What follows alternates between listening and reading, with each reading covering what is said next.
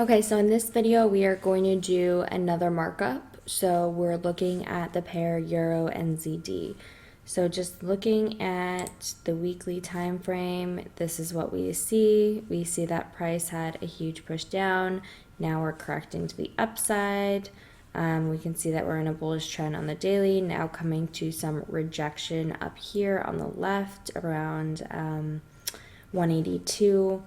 And then on the 8-hour, it looks like we're coming up to that rejection. So we can highlight that we have rejection here. And then the 4-hour time frame, obviously, same thing. So what we want to do is highlight our rejection points. Just going to change this color.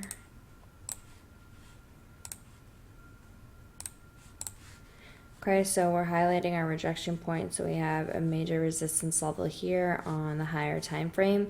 And if what you want to do is just like, you can even point out on text, higher time frame rejection, if you want to just know that it's a major rejection, or like put it in your notes, whatever you want to do, just so that you remember. So we had an M pattern form at this resistance. So we had 1 touch, 2 touch, impulse leg, and now we're correcting. Okay. So what we're doing is seeing if we can respect this structure right here. And if we can take it down, or it may come up to that high and touch it one more time. So we'll just have to see what happens. So I'm going to go below and start marking up. Okay. I'm going to go on the 8-hour just to see more price action here.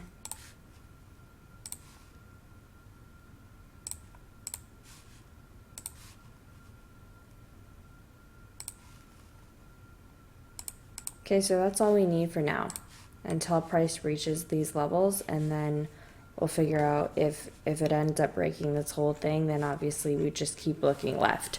So same thing as every video I've shown, you're just watching it from zone to zone. So let's jump down to the 2-hour time frame. So we're watching to see how it reacts to basically 188, 190. If it ends up breaking above, then it's going to go back to this high. So what we're doing is looking for an entry, okay? So if we, let's say if we miss this M pattern, then what we want to do is get in on the next sell. Because if we go on the daily time frame, we can see it had a huge impulse to the upside. We had 2 rejections to the downside, so more than likely we're either going to test, like I said, on this 180-800 level or 181, or go up to that major rejection here. If we end up respecting, then this is going to do a huge drop just by looking at it, I believe, unless, again, we break this major structure and continue up. So let's just see. Okay. So like I said, we're waiting to sell. So we didn't get any rejection off this price. It literally just came up to this resistance. Now we're looking to see if we can break above, test, and then continue up. Okay. If that isn't possible, we're going to look for a sell entry.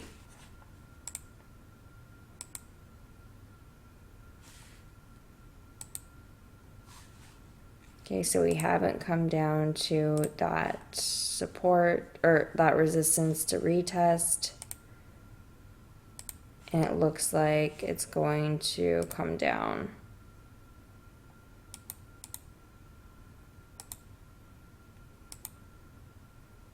Okay, so just by looking at like the 30-minute, for example, we can see that it broke above, then kind of made, I don't know, this can be an M realistically.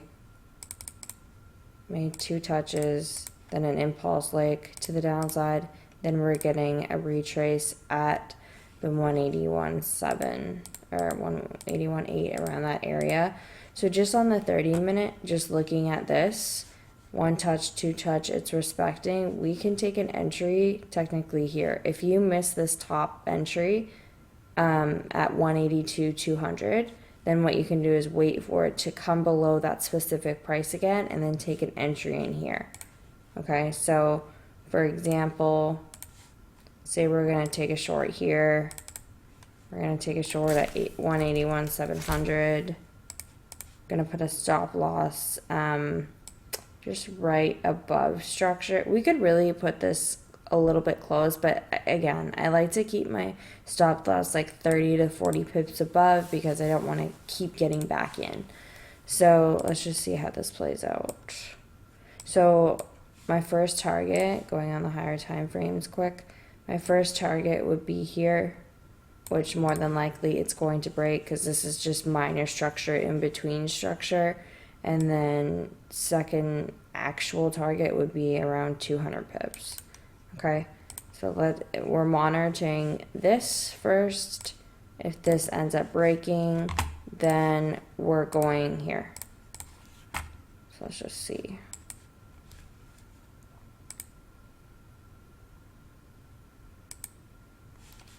Oh, wow. Okay, so that ended up working out. So clearly it's breaking this, but we have to see if we can keep going down or if we get a correction. This level has to break successfully.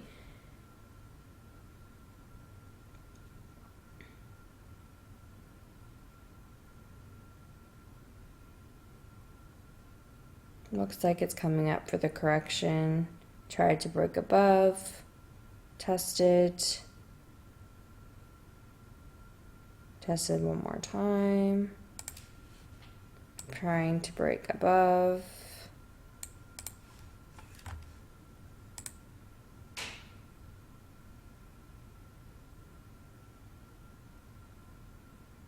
Now it's kind of consolidating to sideways because we had a huge move up, huge move down. Now we're consolidating around that price.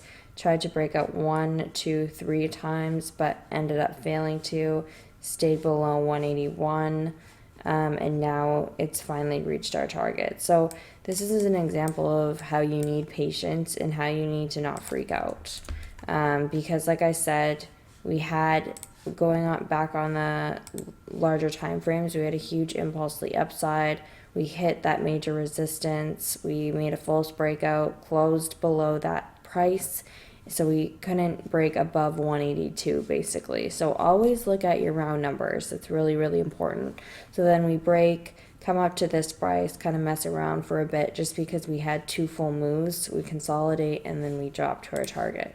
So it's a lot of patience. So just because it's coming up near your entry, that doesn't mean it's going to come up all the way all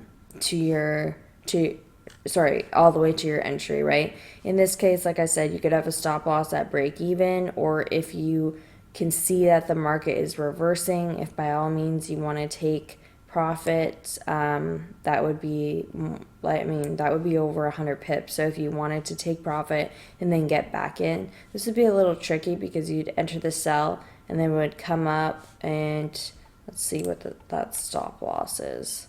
Say you enter a sell, like, I don't know, in here, and then put your, yeah, that's kind of like a deep stop loss.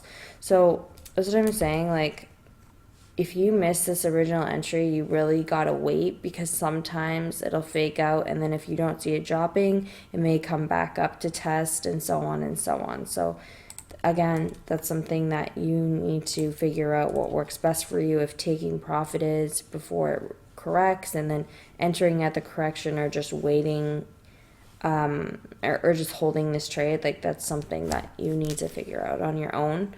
But again, it's patience, and you just need to trust the process and just watch how price is reacting. That's all it is. Like, don't just freak out because it's correcting. It's correcting because of the fact that it dropped 200 pips, right? So then it's making a correction and then going to keep continuing down.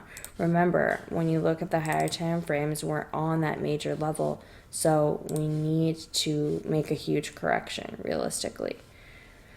Okay, so just from entering here to here, that was around 200 pips. So the next level we're watching for is this. The next level we're watching for is this.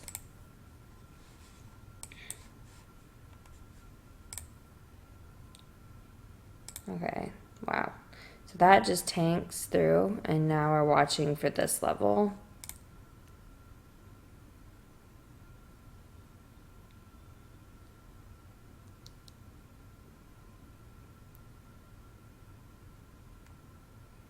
Okay, that was easy.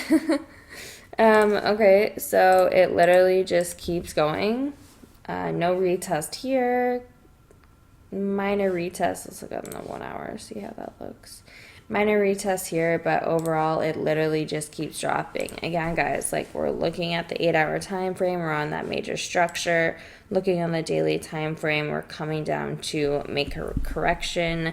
We respected that that major resistance on higher time frames right here, and so now we're coming down for that massive impulse to the downside. So now we're looking left, so we can go on the 8-hour just to kind of figure it out. So what we do is draw another rejection area, which is right here.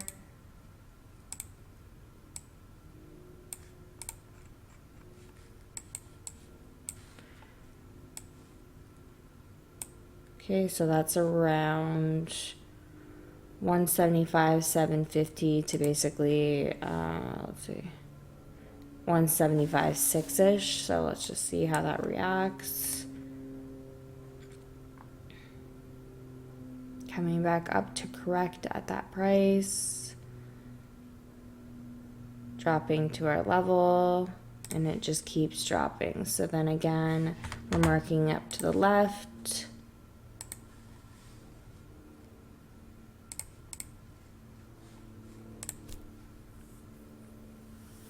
Get a reversal from that number. So as you can see, this broke. It's coming back down to retest. It respects it and then starts reversing. Breaking this current level right now.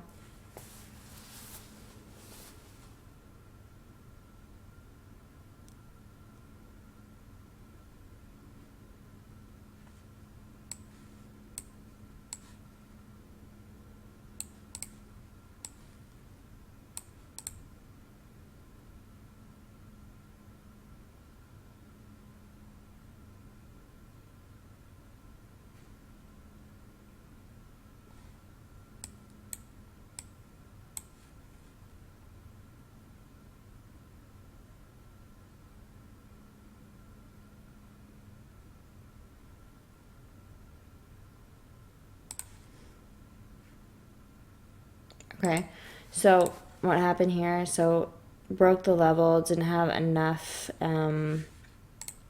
Basically what happened here is came up to test.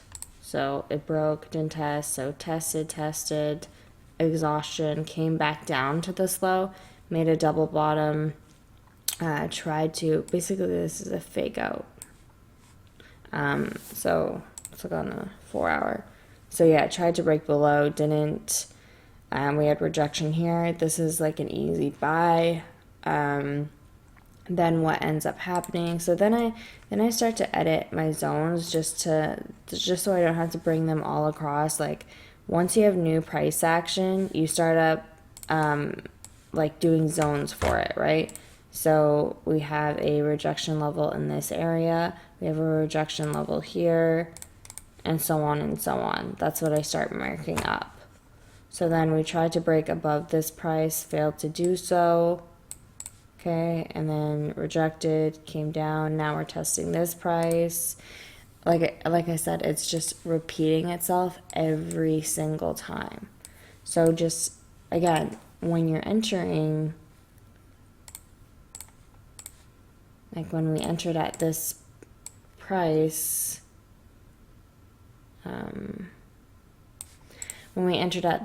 you're just watching how it performs. So this broke, okay, what's our next target? This broke, okay, what's our next target? Which was here. Okay, this broke, tested, what's our next target? Here. Okay, this broke easily, what's our next target? This is the next major target, right here. So just with that trade, that's a 1 to 19, almost 1 to 20, risking 35 pips to make 689. So almost 700 pips. And that took August 20th to September 2nd. So that took 2 weeks to make 700 pips. That's amazing. And that's just one trade. That's it. So let's say you added a one lot here and then you added a little one here and just like literally kept adding. And like I said, like this is the 4-hour time frame, right? So when we're going on the smaller time frames, for example, like the 1 hour or the 30-minute, we can see all these moves. So let's say you miss the sell, you can always get it on that correction, right? You just got to be patient and you need to enter at a specific zone.